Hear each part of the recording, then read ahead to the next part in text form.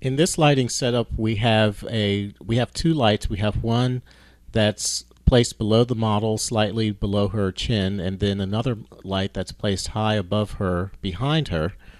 And the light below her has a fall off and no shadows, but we've moved the light around so that we make sure that we capture the glint in her eye or create the glint in her eye. And you can see that by placing the light lower below the eye line of the subject, we actually create some depth. We bring out the shape of the cheeks and the jaw and of the area beneath the neck. So we've captured the light.